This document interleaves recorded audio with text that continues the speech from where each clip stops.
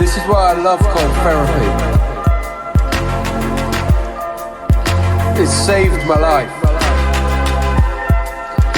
Everything changes when we step into the cold. Hi, Tony.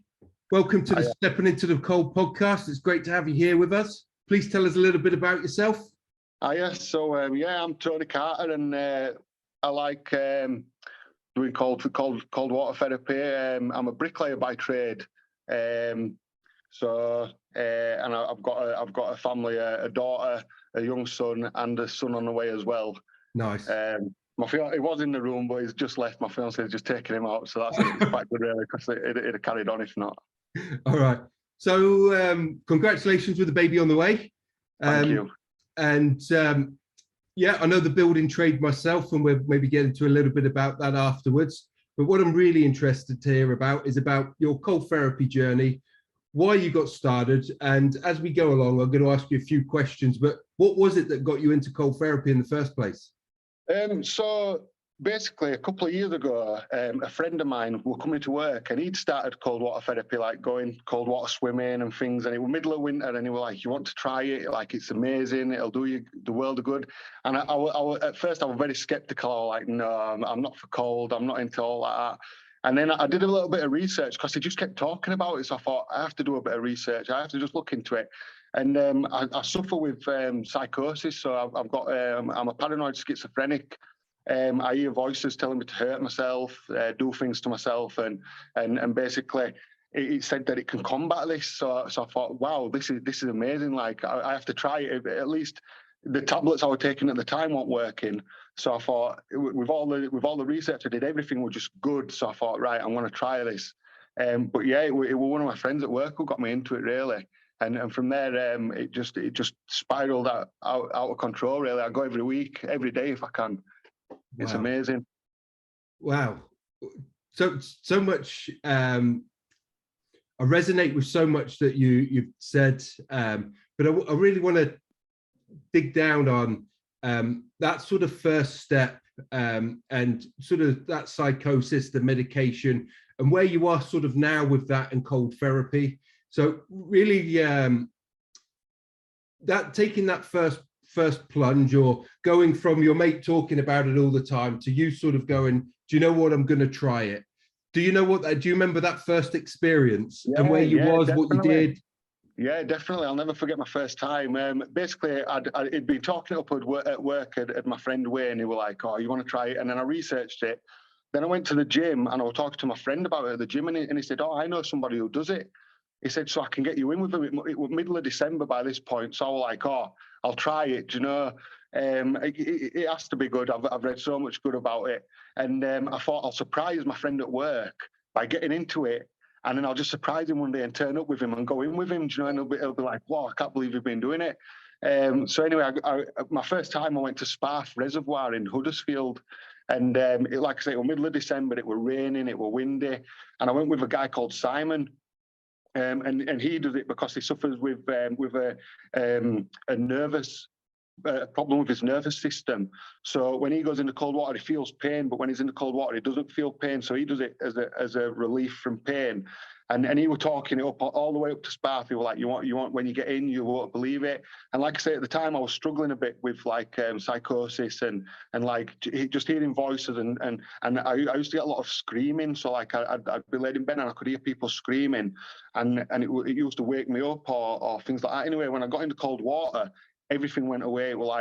It was just peace. It was like I was only in there for like 5 minutes, if that. I was shivering. I got in and I was like, "Oh, I can't believe I'm doing it." And it took my breath away. I was like, but when I relaxed, everything went. It was just silence, and I thought, wow, like this is what it's like to feel normal. Like I haven't felt normal for years and years. I was addicted to drugs, sleeping pills especially, and just like coming off them, giving me more psychosis and increasing like my paranoia and the schizophrenia and stuff. It was like I say, it was just a relief to have everything gone. And it just picked up from there. It, like I say, it spiraled out of control because now I use it as therapy. So I use it to stop the voices. When I start feeling suicidal, I get in the water and that suicidal thoughts go. I don't have no thoughts of self-harm. My fiance comes everywhere with me, so she always comes and watches me and cheers me on. So it's nice just to have my family there. You know, it's just such a nice feeling.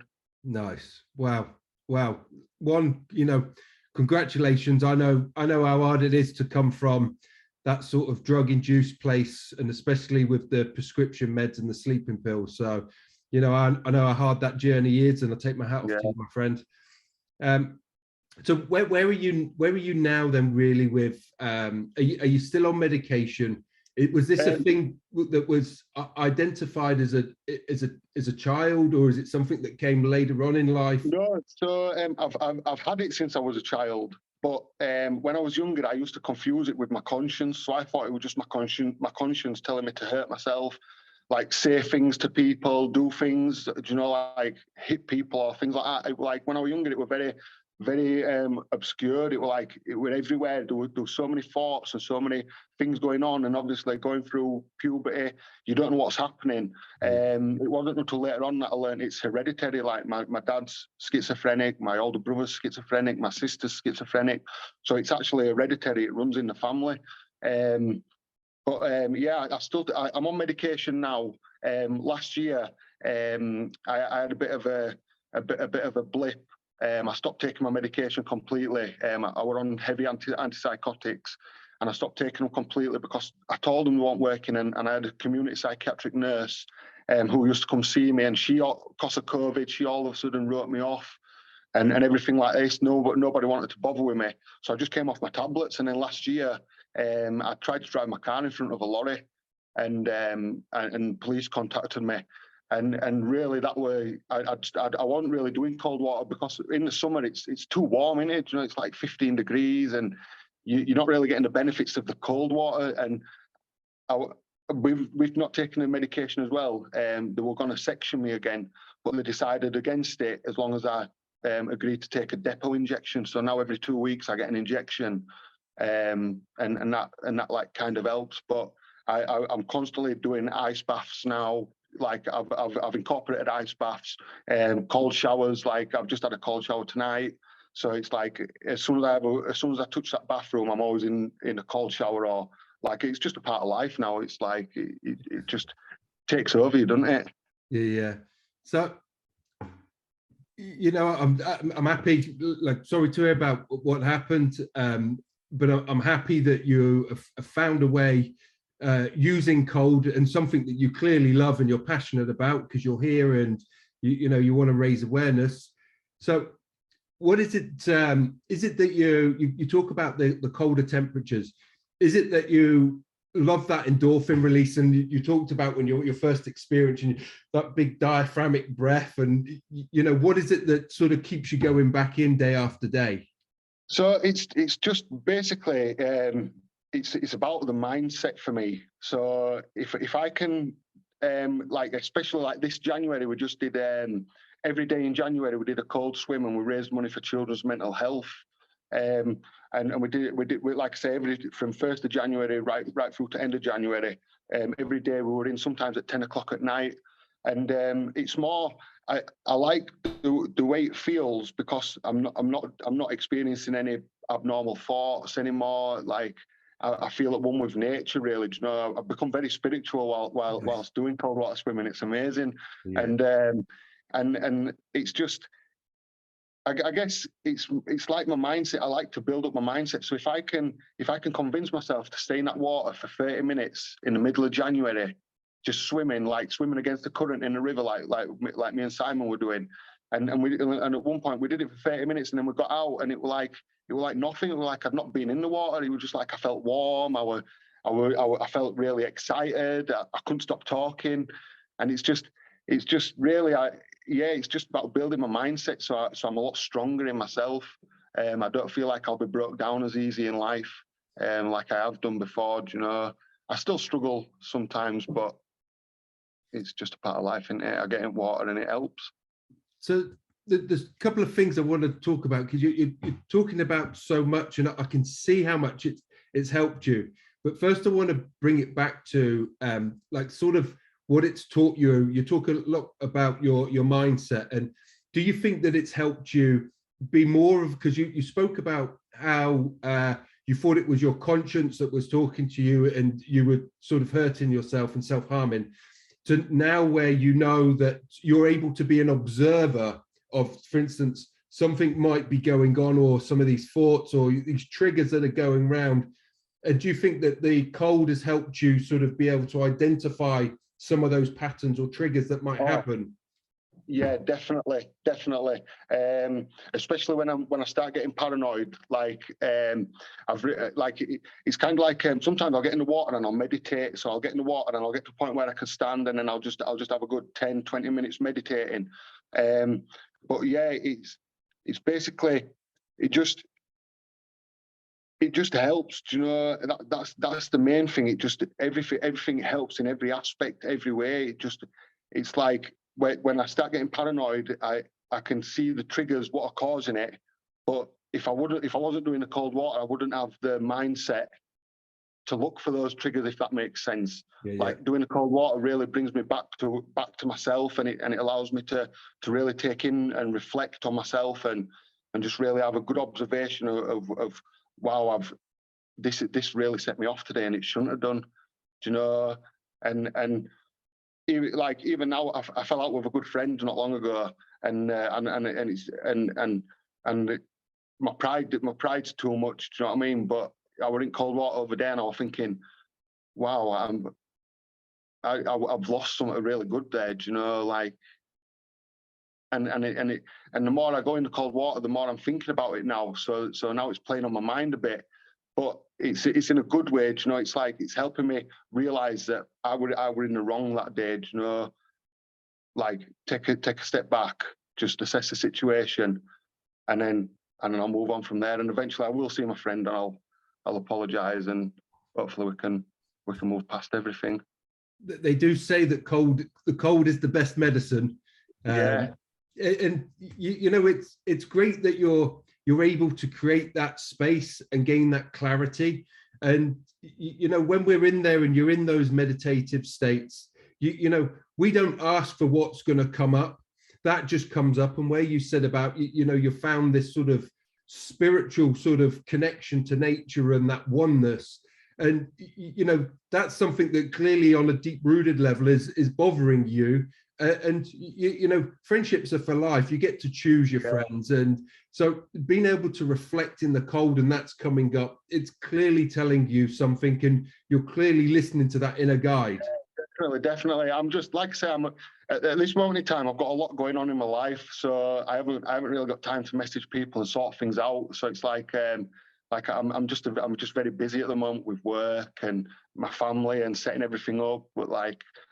Making sure the garden's right for my kids and stuff like that. So it's like I just don't have the time to contact anybody yet. But I know that, like, I'm going swimming again tonight. So once I've been swimming tonight, it'll kick in again, and then I'll be thinking about it again while I'm in water swimming. And then no doubt I'll be messaging him after this, and I'll just be asking him if he's all right and stuff. You know, Tony, when we send out that good energy, it comes back to us. So he will know, he will most probably be feeling or thinking the same things as you are. And, you know, two masculine energies sort of combating each other. And like you said, that pride, that ego, you know, and you stepping into the cold allows you to wash it away and sort of say, and if, you know, and if you send the first message or whatever, you know, that's the first stepping stone. So yeah, that's it. Whatever needs to happen will happen. Yeah, but it's all like, if I wasn't going in the cold water, I wouldn't have thought about it. Do you see what I mean? So it's like, it's only because I've been going in the cold water that it's been on my mind, because it's been something that I've been too busy to think about other than when I'm in the water. And I was talking to my friend about it the other day, Simon, when I was swimming with Simon, and I said to him, I said, I can feel it, you know, like when I'm in the water, I just feel like I shouldn't have done that, you know. I should have kept my cool and stuff like this, but yeah, we move past it, don't we? And I'll keep swimming. And it's a journey, and you know, the journey isn't instant. It's one of those long worked out processes. That's it, yeah. And the biggest lesson that you've got is the self-realization, and sometimes we lose our cool. We're human. You know, we're these things of emotions and whatever. So, you know, over time you've figured it out, and you're just, you know, you're going to keep stepping into the cold, and many more of life lessons will come from it. Yeah, definitely.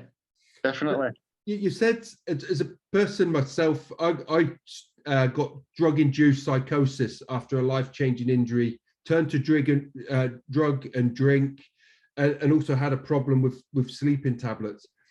Talk to me a little bit about sort of that process, and how cold has maybe helped you sort of around that side, because somebody that's had a long time issue with health problems, we tend to sway towards drugs and drink because of that. We're looking for a connection in some other way. So it'd be really interesting to get your perspective and how you've used that, Tony. Yeah, so basically it comes down to mindset in my eyes, and this is what I was talking about with mindset. So it's like I was heavily addicted to diazepam, Zopiclone, Valium, and then I eventually went to Xanax. And when I started on Xanax, I was managing to control my life on the Valium, even though I would take like 20 Valium a day. I was managing to control my life. I was still turning up to work, but then when I started on the Xanax, it changed me. I was stopping going to work. I was getting really like paranoid. But then I take a Xanax, and the voice would go, the paranoia would go, everything would go. So I'm thinking, oh, this is normal, like a social anxiety tablet. And I can go out of the house and I don't feel like anyone's watching me. I don't feel like I've got face tattoos, so people are going to look at me. But I used to take offense by it. So I'd be, what are they looking at? And then obviously the voices start, they're talking about you. They want to come up and kill you. They want to do this to you. You've got to kill yourself before this happens. You've got, do you know? So then it spirals out of control. But it's all down to mindset. It's like the cold water helps because it builds my mindset. Like, I don't think about the drugs when I'm in the water. And I know that if I'm not thinking about them when I'm in the water, I can also do that when I'm out of the water. Like, there's not a day goes by where I'm not thinking about the drugs, because it was a big part of my life. I spent 6 years taking sleeping pills, like prescribed medication, and this is given to you by doctors, and it does so much damage to you. And then coming off it, I was told that they were waiting for me to have a heart attack when my blood pressure was 223 over 110. And we're like, we're just waiting for you to have a heart attack, because when you come off benzodiazepines, it can kill you, a bit like alcohol. They said it's easier to come off heroin and crack cocaine than it is to come off benzodiazepines. And all this were really like bringing me down. And I'm thinking, if like, I'm watching people commit suicide around me while we're buying the drugs off and stuff like that, and they couldn't handle coming off them, so they were all killing themselves. I've been to more funerals than I've been to weddings. You know, it's a sad fact. Yeah. But it's like, if you can build up your mindset, and you can control your mind, and that's what the cold water does. It essentially, you control your mind, because every fibre of your body's screaming at you to get out of that water when you're in there, especially when it's below 5 degrees. You're in pain. It's like, get out, get out, get out. But then when you relax, there's no pain, there's no cold. It's just you and the water. It's just you build your mind to think, no, I can adjust to this. I can make it through this. And if you can make it through that, you can make it through anything. So like now, if I start thinking about drugs, it's so easy for me to just switch my mind and alter my course of the course of my thoughts. And I can establish a more positive connection then, so that I'm not thinking about the drugs. I'm not thinking about, oh, I need to take this to feel normal again. Because when I'm in that water, I do feel normal. So it's not that I can't feel normal. It's just that I have to adapt and learn how to cope with it, and then feel normal when I'm out of the water as well, which I'm managing to do. You know, everything's working out really well.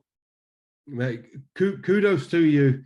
And you know, it's a slap in the face, like you said, you know, going to so many funerals, but at the same time, it's a blessing that you're here with me right now, sharing this story, and anybody else that you know is suffering with something similar, or is on those medications, you know, to hear somebody shine a light and say there is a way to find peace, there is a way to find clarity, you know. And it all starts with stepping into the cold, or trying something different. And what the cold does, it kicks us out of that comfort zone. Yes. And it opens our eyes to look at something different or look at life in a different way. Yeah, definitely. So Definitely. you answered. So the next sort of question I was going to ask you is, what sort of life lessons has the cold taught you? And you sort of gave us so much wealth in that sort of response before. So if I let me reframe that and sort of, what has cold therapy given you in something that you've been able to bring home in your family, your environment, your community? How have they noticed a difference in Tony's life and life with Tony? So my fiance, she was literally saying the other day how more upbeat I am. She said, especially since my little blip last year. But it's like I carried on this year with cold therapy, and she says it's nice to see me happy and just getting on with life rather than letting the past destroy me. Yeah. Do you know? It's just yeah. My mum and dad, they think that I'm doing really well. Like, well, I am doing well, but they're backing me with everything. Like my dad, I remember telling my dad about the cold water, and I'm like, Dad, do you want to try it? It's amazing. And he was like, No, I'm not interested. He's been twice. He's only tried it twice, and one of the times he went, it were like, I think it was something like 3 degrees with the water. So, and that was like his first time, you know. And he got in, and well, it's some people they're set in their ways, aren't they? Do you know, my dad's very set in his ways, so he did it a couple of times, and then he didn't come again after that. He ended up giving me his wet shoes and everything. So, I think. Sorry, Tony, go on. Yeah, he cheers me on to carry on doing it because he can see how much of a positive influence it's had in my life, and also when it comes to spending time with my family, like. Before, I used to spend a lot of time on my own. So if that makes sense, like, because especially when I was with my ex, I spent a lot of time on my own and taking the drugs. I didn't want anybody to know what I was doing, so I'd drive off and I'd be parked up somewhere taking drugs. And now I spend so much time with my family, and I can cherish every moment that I spend with them. And if I feel anything coming on, like just like a whisper or a murmur, sometimes that can set me off and trigger me, because then if I think somebody's murmuring to me and nobody's talked, then that can set my brain into like a bit of a downward spiral, and that causes me to start hearing more things, and then it's like I get anxious about it, and then I get uptight. But this has really helped me to combat that and bring myself back. Like when I hear these murmurs, it's easy to just turn around and say to my fiance, "Oh, I just heard a little murmur there."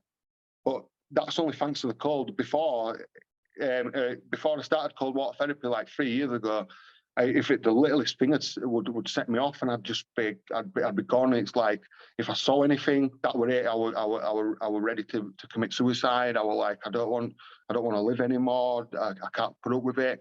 But now I've got a reason to live. I feel like it's like my family is my reason to live, and the cold water allows me the cold therapy, because I don't just do cold water. I do cold therapy. I do everything. When it's snowing outside, I'm out in my shorts, just sweeping up or sat meditating in the garden. Like there's pictures on my Instagram when I'm just sat meditating in the garden, and I was sat there for like 40 minutes. But it just really allows you to look from the outside and think, do I want my family seeing that part of me? And can I combat that, and can I show them a better side of me? And it really allows me to think a lot more. You know, it's a wonderful thing. I'll never stop it. I'll never stop it until the moment I die. I'll be doing cold water therapy or cold therapy. It does, is like it becomes like cold therapy for life. People sort of laugh at it, but you know, once you've been in it, and like yourself, if you've come from adversity or a health problem and you have transformed your life mentally, spiritually, and health wise, why would you turn back when you've got the water in your home? Just turning that onto cold for 2 minutes can be so life transforming. you know, I'm 100% with you on sort of cold therapy for life. And you know, it's so great. You mentioned that your fiance, Yeah. your fiance, that she comes with you when you go, and you know, having that support network and the person that's in your corner championing you on, and sort of that, a rock. As much as you are the rock for her, she is the rock for me. Yeah. You know, and I get that. I had that in my wife, and that's why I married that woman. You know, through the darkest times, she stood by me and she said, "I always saw something in you." And you know, that day I'll never forget. It was her birthday, and I was singing a happy birthday, messing around. Didn't even think about it. Started crying and asked her to marry me because she stood by me in the darkest times. And coming off the Zopiclone, the Still Knocks, you know, was a hard battle, and I'd been on it for 12 years, and it messed with that brain chemistry. So I hear you, I understand you, brother, and you know, I really take my hat off to you. Thank you. You know, where you've been and where you've come from and where you are now, you know, is no easy challenge. Yeah, I mean, I were talking to my because when I go for my depot, I actually go to the mental health clinic in Dewsbury, and basically they assess me on site as well. So they ask me if I've had any suicidal thoughts, if I've experienced any voices, any paranoid thoughts, have I had any violent outbursts, and they ask me all these questions. But I was talking to them last week because when you come off sleeping pills, especially like such as Valium, topical and diazepam and such, they mess with your GABA receptors. And I was saying that since I started cold water swimming, I feel a lot more balanced. Like I don't feel like when it comes to summer, I get a bit out of balance. But then when it's winter and I'm in the cold water, I feel so imbalanced with myself, and it's like I'm so happy, and everything's just it's just every day is delightful. You know, every day is a beautiful day. It's like wake up, it's snowing outside. It doesn't matter, it's raining. It doesn't matter, it's beautiful. And but in the summer, because it's not so cold, I really struggle. But it's like I said, I really think they should do some research into whether the GABA receptors influenced by the cold, because if that comes to light that they are, then this could be used as therapy for people who have been on sleeping pills and benzodiazepines for so long, that surely they could help people with it. You know, like just getting them to take a cold shower while they're in like I were in the Priestley unit, which is a mental health facility. But when people are in there, just getting them to take a cold shower, it'd help them, because it's going to snap them into like a new character. It's going to be like, wow, I can't believe I've done that. And then, like say, it raises all their endorphins and neuroadrenaline and all this lot. It goes up like 200%, doesn't it? So it's like that sort of excitement is enough to pull somebody out of a dark place as well. So it's like, I'm sure that there's some that they need to do research towards whether it does affect the GABA receptors and things like that, because I really think it does. Definitely. I think the first step is we've got to change people's perceptions, especially, you know, when people are in those trances or in those states. We need to be able to get them to understand, because when you know as well as I do, when we're locked in those states, it doesn't matter what anybody's saying, and it's either that you know you're hosing someone down with a hose pipe that's ice cold, which you know potentially could be a good thing, but really I think it's more of, because when you go and you're working with a mental health worker, is maybe it's the mental health workers, the social workers that need to be educated to basically to start planting the seed, like your friend did, you know, that you're working with. Yeah. He's telling you in the corner of your ear, and just naturally we start thinking about it, which then made you go, right, I'm going to have a look at this. Yeah, but definitely. What it did, it got you into the water. Yeah, definitely. I mean, when I came out, I did a psychology course, nice. like an intense psychology lesson, like for myself, and it were one-to-one sessions, and basically they were looking at all my past traumas and everything like this, and assessing me and seeing if I were suitable to like just go anywhere. And when they were assessing me, it wasn't until I got out of the mental health facility and I was only psychology course that they mentioned cold, like dipping your hands in cold water when you start having a bad thought or you feel a bit depressed. Dip your hands in cold water or dip your face in cold water. And that kind of like, it kind of played on my mind when my friend Wayne at work were talking about it and saying, oh, you want to try cold water? It kind of went back to on this psychology course, but they didn't tell us anything about this while I was in the hospital. Yeah. In the hospital, very like, they just want you to take medication. They want you to get better so they can get you out. They don't want you in there, you see. It's like, it's a bit of a weird situation when you're in there. And then there's some people who go in who like, they're in there for their own reasons, but then they're out within a day or so, do you know, and you're sat there and you're thinking, what am I doing wrong here? Because they've just come in and gone out within a day and I've been in here 3 or 4 months, do you know, but they never tell you about anything in there. They never detail like, oh, you could do this to help yourself. You could try meditating, you could try this. They're just very medication orientated. So I think really a lot of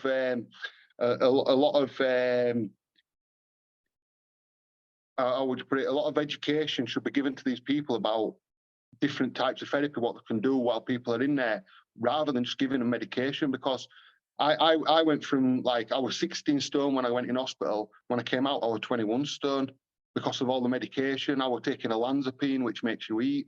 I was taking metazapine, which makes you eat and sleep. Do you know, I were on other medications to stop heartburn and to stop any infections from cuts I were causing myself. And it's like, you just think, you don't have to take all this medication, you know, like even now I'm on the depot, but that's only because last year I made a mistake, you know, and that were part of my clause to not go to hospital. Like I said, I don't want to go to hospital. And they said, well, you have to go on the depot. But if I could get away from it, I would do. If I don't turn up for the depot, then the police contact me. So that's another thing, you know. It's like I'm on the radar constantly, so that gets your paranoia going as well. But then when I'm in water, I'm not thinking about none of that. It's just me and the water, you know. So that's a good thing. Or in the cold, it's just me and the cold. It's just you're just at one with yourself.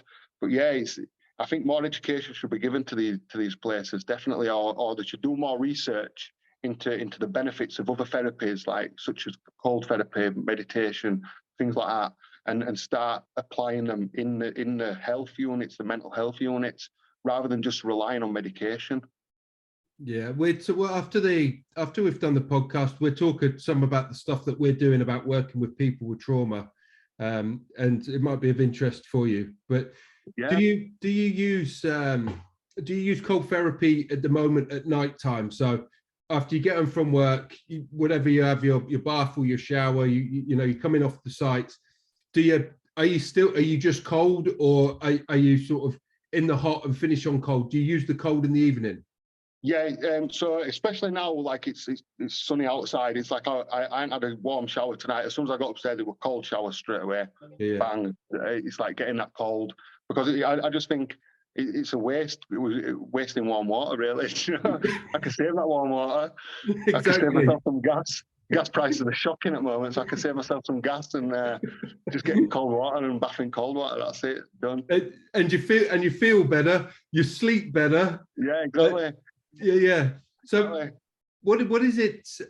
You've talked about you're a bricklayer. What's on the horizon for Tony? Do you see anything being changing or incorporating cold therapy, maybe a change of direction, or is it you love what you do? Is there what's in the future for Tony? So basically, last November I started trading just stocks and shares, forex, stocks and shares, commodities. And I've done quite well off it, to be fair. Like, I'm doing really well with it, and I just think I'd love to do that full time. Do you know? Because I can put all my trades on in the morning, and then I can relax through the day. I can go do my cold swimming. I can enjoy the day, but I know my trades will still be there. Do you know? So it's like I've been looking at doing that, but when I get out of the cold water, my mind is ticking. It's like, so I've got all these ideas. So I write, as soon as I get out there, I write my idea down. If I've had an idea in the water, I write it down. And at the moment, I've got about 10 different business ideas. So I'm going to start messing about with these businesses as well, and just playing about, because not every business succeeds. Do you know, like I sometimes you can try to start a business and it don't happen, does it? Do you know, it's just part of life. But as long as I try, that's all that matters. I don't want to keep bricklaying because it's too warm outside.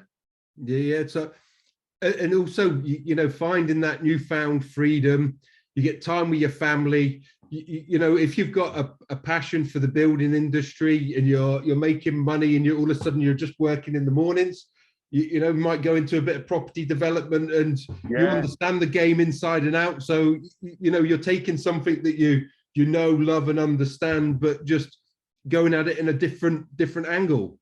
Yeah, definitely. The one thing I would say to you, and this is lessons that I have learned, because those ideas do come thick and fast when you create that clarity in that mental space.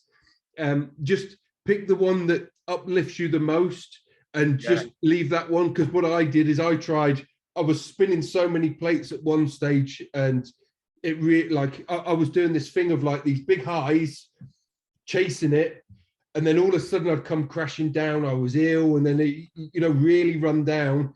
And I repeated that cycle maybe a dozen times. And it's, you know, and it's that mental understanding, and then starting to understand that energy that's sort of like, right, okay, what am I really focused on? What am I really passionate about? And you know, not putting all my eggs in one basket, but you know, maybe only having 3 eggs in a basket. Yeah, definitely. That's it. That's a good idea. That definitely. Yeah. So Tony, we got like your friend did for you. We've got somebody on the fence. He's listening to you, and he's like, that guy's like me. But they're like, the cold. No, I'm not getting in the cold. I love my warm showers. Or someone's been in, like your dad, freezing, wouldn't go and do it again. What would you say to someone that's on the fence, and that we know from our own journeys that how much this can benefit people? What would you say to someone that was on that fence? So I'd say you have to experience it. You know, it's like you have to try everything to know if you like it or not. So what's the point in sitting there thinking about it when you can just go do it? If you're in there 5 minutes, it's 5 minutes of your time. It's 5 minutes what is going to benefit you. It's not going to be a negative 5 minutes. It's going to be a positive 5 minutes, and you'll learn a lot about yourself while you're doing it as well. So the best thing you can do is take that leap. Just even if you're in there just for 2 or 3 minutes for your first time, just try it. Just don't overdo yourself and think, well, I'm going to go smash 20 minutes on my first time in water that's less than 5 degrees. Do you know? Just take your time and really think. Do you know, this is going to benefit you in such a positive way that it's something you need to try. Do you know? It's like just there's so, like Wim Hof. You know, how many people does he teach per year? Yeah. And all these people, they're climbing mountains in shorts with just flip flops on and stuff like this. It's like you just try it. Definitely, just give it a try. I mean, I'm constantly going cold water swimming. You know, so if anybody ever wanted to go, they can reach out to me and contact me, definitely, and I'll take them with me. Awesome. So we hand over. So the end of the call, I always hand over and let you say the last words, but I'm going to try and get a commitment from you. So our cryo shower system, actually, for the showers, we were running that the other day, and we were down below the 10 degrees. So we were dropping the water by 10 degrees. So I want to come up and get a cold shock response with you. You in the shower, tested it out. Would you be up for that if I come up to you? Definitely. Awesome. Definitely, yeah, please, definitely. Listen, Tony, absolutely fantastic. Thank you so much for sharing your story. Like I said, I love handing over the floor to you. Anything that you want to say and leave people with, make sure people know what your social handles are. We are going to link them in the description below the podcast, but you know, just in case it's on a platform that doesn't have a description, let people know where they can find you. You've got such an inspiring story. You can help so many people. The floor is yours. So yeah, basically, if anybody wants to try cold water swimming or cold water therapy or just cold therapy in general, then they can contact my Instagram, which if they just search Tony Carter, there's a picture of me and my fiance. And sorry, my son's this is my son. Look. Hello. So yeah, he's done cold water swimming. Yes. He's tried it. He's been in water as well. He came in last year. He was only about 3 months old, and I took him in. Nice. So yeah, but yeah, if anybody wants to try it, then just contact me. My Facebook's Tony Carter. You can't miss me. It's a cartoon picture of me and my family. But yeah, anybody who wants to try it, please just contact me. I'm free anytime, and I love to take people and try new things with people, and just watch other people's experiences happen. It's magical, you know. Yeah. Tony, listen, thank you so much. It's been an absolute pleasure. Yeah, and I can't wait to hear more in the future. Yeah, definitely. Thank you so much. Cheers. Thank you for listening to my story. And like I say, just contact me anytime you want to come up and try that. Definitely, Try that thing will anytime. do.